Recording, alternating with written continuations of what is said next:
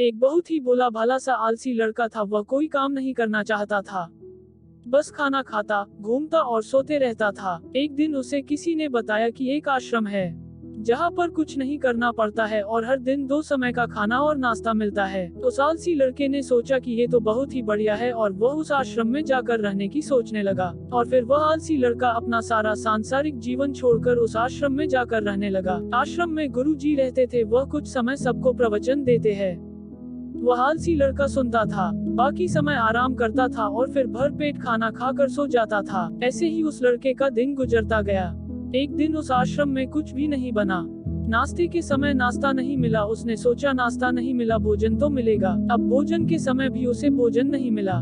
लड़का दौड़ करके गुरु जी के पास गया और उसने पूछा कि आज भोजन क्यों नहीं बना। गुरु जी ने कहा कि बेटा, आज एकादशी है और जितने भी आश्रम के सदस्य हैं उनका उपवास है और तुम्हारा भी आज उपवास है, आज भोजन नहीं बनेगा। वह लड़का आलसी था और उसे भूख भी बहुत लगता था। उसने गुरुजी से बोला कि मैं उपवास नहीं रहूंगा, मुझे भूख लगी है, मैं खाना खाऊंगा। गुरुजी ने बोला ठीक है, जाओ भंडारे में से सामान ले करके आओ और आश्रम में नहीं बाहर ले जा करके बना लो, लेकिन याद रखना भोजन बनाने के बाद सबसे पहला भोग भगवान को लगाना और फिर तुम प्रसाद खाना। वह लड़का बोला ठीक है और फिर अनाज लेकर नदी की ओर पहुंचा।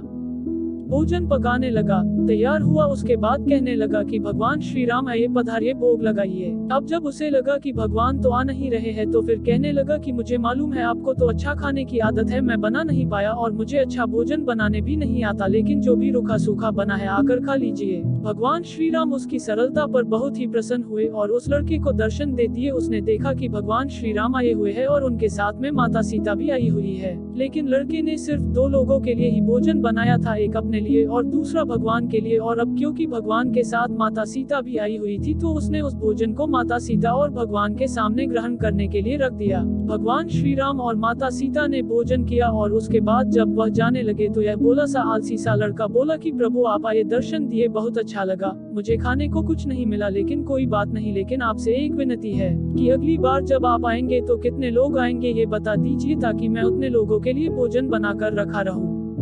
भगवान श्री राम मन ही मन मुस्कुराए और फिर अंतर ध्यान हो गए। लड़का आश्रम गया, दिन बीतता गया और फिर एकादशी का दिन आया और इस बार उसने 3-4 लोगों के लिए अनाज लेकर के खाना बनाने के लिए नदी के किनारे पहुंचा और उसने बड़े प्रसन्नता से भोजन बनाया और इंतजार करने लगा कि प्रभु आइए और भोग लगाइए। इस बार लड़का देखता है कि भगवान श्री राम पूरा राम दरबार लेकर के आए हैं, जैसे माता सीता, लक्ष्मण, भरत, हनुमान जी और सभी लोग आए हैं। लड़के ने 3-4 लोगों का भोजन बनाया था और इस बार भी भोजन कम पड़ गया। लड़के ने निराश होकर भोजन को प्रभु के आगे रख दिया। उन्होंने भोजन किया और फिर चले गए और इस बार भी लड़का फिर से भूखा रह गया। अब लड़का फिर आश्रम गया, दिन बीतता गया और फिर एकादशी का दिन आया और इस बार गुरुजी से कहने लगा कि गुरुजी मुझे इस बार थोड़ा ज्यादा अनाज चाहिए। गुरुजी सोचने लगे कि यह इतना सारा अनाज का करता क्या है, कहीं इसे बेचता तो नहीं है। फिर उन्होंने कहा कि ठीक है, भूख से परेशान रहता है। लड़के ने कहा कि नहीं गुरुजी, मैं भूख से परेशान नहीं रहता हूँ, प्रभु के साथ बहुत लोग आते हैं, उनको भी तो भोजन कराना पड़ता है। गुरुजी को लगा कि लड़का पागल हो गया है, लेकिन गुरुजी ने सोचा कि चलो एक बार चलकर देखते ही कि लड़का इस अनाज का करता क्या है। वह भोला सा लड़का अनाज लेकर के नदी के किनारे पहुंचा और इस बार भोजन बनाया नहीं। उसने सोचा कि प्रभु हर बार ज्यादा लोगों को लेकर के आते हैं,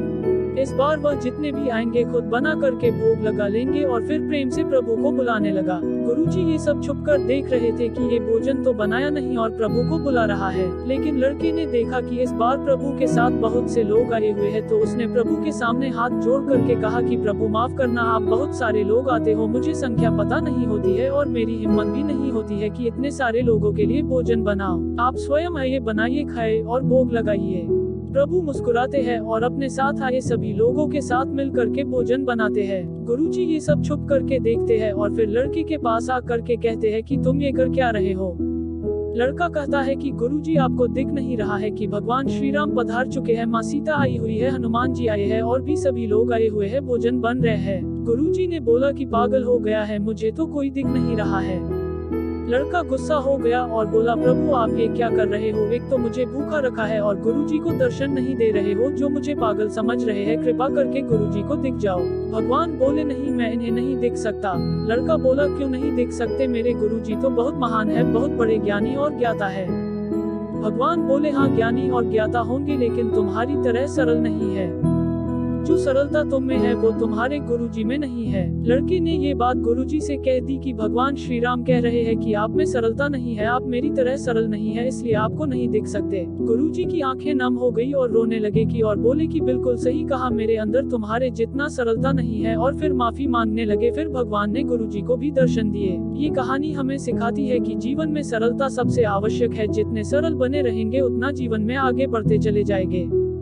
जब आप सरल होते हैं तो आप खुद भी मुस्कुराते हैं और दूसरों को भी मुस्कुराने की वजह देते हैं।